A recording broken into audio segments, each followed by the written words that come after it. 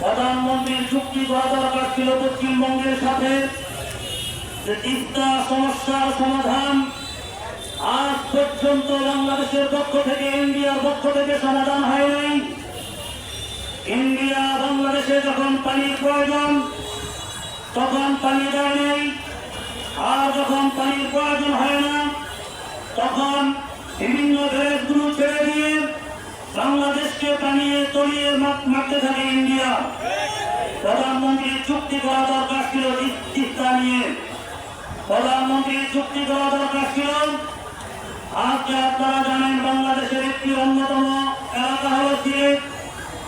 বারবার সিলেটের অঞ্চলকে ইন্ডিয়া কোন ধরনের সংকেত ছাড়া, আলোচনা ছাড়া সে ইন্ডিয়ার পানিগুলো ছেড়ে দিয়ে বারবার সিলেটের মানুষকে বন্যায় নিমজ্জিত করে আজকে সেখানে একেবারে মরণের পথ তৈরি করে ফেলেছেন। আজকে সিলেট বিভাগের মানুষ কত অসহায় ভাবে জীবনযাপন করতেছে আপনারা জানেন। সেই ব্যাপারে আমাদের প্রধানমন্ত্রীর কোন চুক্তিও নাই, আলোচনাও নাই।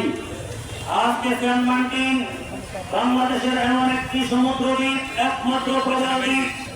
সেই সেন্ট মার্টিন দ্বীপের সকল নাগরিক অরক্ষিত, সেখানে কোন ধরনের সুরক্ষা দিতে পারে নাই, তাদের নিরাপত্তা দিতে পারে নাই, মদ বাহিনীর গুলি ফেরাবার মতো কোন ব্যবস্থা প্রধানমন্ত্রী করে নাই। প্রধানমন্ত্রী এই পর্যন্ত যা দিয়েছে মনে হয় বাংলাদেশকে ভিতরে ভিতরে ইন্ডিয়ার কাছে বিক্রি করে দিয়েছে। প্রধানমন্ত্রীকে দেশ বিক্রির প্রশ্ন করার পরে তিনি যে উত্তর দিয়েছেন, সেই উত্তর হল তিনি এই দেশের জনগণের সাথে তামাশা হাস্যকর উত্তর দিয়েছেন যে দেশ বিক্রি করলে এটাকে মাপা যায় কি দিয়ে, মাপা যাবে কি দিয়ে। আপনি দেশকে নামে বিক্রি করে দিয়েছেন। আপনার ইতিহাস জানা দরকার। ইন্ডিয়া সেই হায়দ্রাবাদকে কোন পাল্লা দিয়ে মেপে দখল করে নিয়েছে, ইন্ডিয়া কোন পাল্লা দিয়ে মেপে কাশ্মীরকে দখল করে নিয়েছে, ইন্ডিয়া কোন পাল্লা দিয়ে মেপে সিকিমকে দখল করে নিয়েছে, কোন পাল্লা দিয়ে মেপে ইন্ডিয়া এই বাংলাদেশ থেকে আপনার পশ্চিমবঙ্গকে, আসামকে, ত্রিপুরাকে, আগরতলাকে, মেঘালয়কে বাংলাদেশ থেকে আলাদা করে ইন্ডিয়া অঙ্গরাজ্য বানিয়ে নিয়েছে। সেই পাল্লা আগে আপনার বোঝা দরকার ছিল। আপনি বাংলাদেশকে না মেপে ইন্ডিয়ার কাছে বিক্রি করে দিয়েছেন। শেষ পর্যন্ত আপনি বাংলাদেশের একটি স্বাধীন সার্বভৌমত্ব রাষ্ট্র কোন ধরনের পরামর্শ ছাড়াই আপনি করিডর দিয়ে দিয়েছেন। ইন্ডিয়া তাদের মূল মতো দেশের রেলপথ, সড়ক পথগুলো ব্যবহার করবে। আপনার এই দেশ বিরোধী, স্বাধীনতা বিরোধী, জনগণ বিরোধী এই চুক্তি বাংলাদেশের জনগণ মেনে নেবে না। আপনার দলের যারা নেতা, যারা আওয়ামী করে প্রকৃতপক্ষে তারা ধর্ম বিরোধী দল হতে পারে, কিন্তু রাষ্ট্রের ন্যূনতম মায়া যদি তাদের থাকে, বাংলাদেশের মহব্বত যদি তাদের থাকে, দেশ প্রেম যদি তাদের থাকে, আওয়ামী লীগের নেতা কর্মীরাও আপনাকে বিদ্রোহ করিয়া যাবে। অতএব আপনি যেই পথে আসছেন, এদেশের মানুষের ভাগ্যকে অনিশ্চয়তার দিকে ফেলে দিয়েছেন। আপনি এর পর্যন্ত দ্রব্যমূল্যের কোন সমাধান আপনারা করতে পারেন নাই।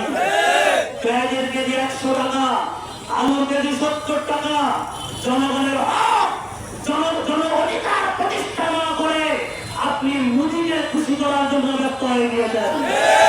আপনি একজন মোদিকে খুশি করার জন্য আমরা বিভিন্ন ইলেকট্রনিক, বিভিন্ন মিডিয়ার বক্তব্যে আমরা দেখতে পাইছি আপনি মোদির সাথে গোপন পক্ষে গিয়ে আলোচনা করেন।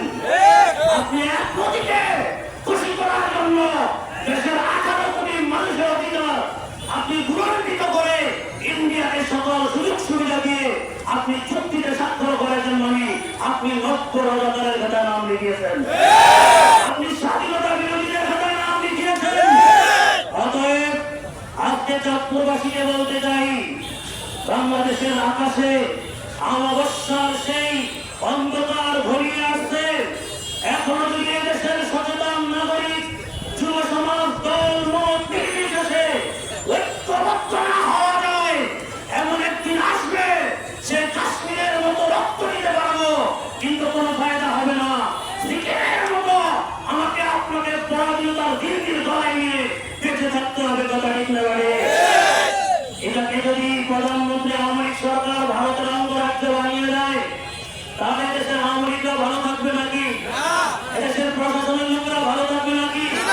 এক শ্রেণীর সবাই না, এক শ্রেণীর তামাম মিডিয়া কথা ঠিক না বেঠে প্রধানমন্ত্রীকে এতটুকু বুদ্ধি পর্যন্ত দিতে পারে না যে আপনি ভারতের সাথে চুক্তি করেন, ভারত যেন অবৈধভাবে কোনো গাঞ্জা, কোনো পেন্সিডাল, কোনো ইয়াবা, কোনো মানব দ্রব্য বাংলাদেশে প্রবেশ না করাইতে পারে। ওই চুক্তি প্রধানমন্ত্রী করতে পারে না। প্রধানমন্ত্রী গ্যাস চুক্তির চুক্তি করে। অতএব এরা দেশ বিরোধী সরকার, এরা স্বাধীনতা বিরোধী সরকার। এদের দিয়ে এই দেশ সুরক্ষা দেওয়া যাবে না। এরা এই দেশকে অর্থিত করে ফেলেছে।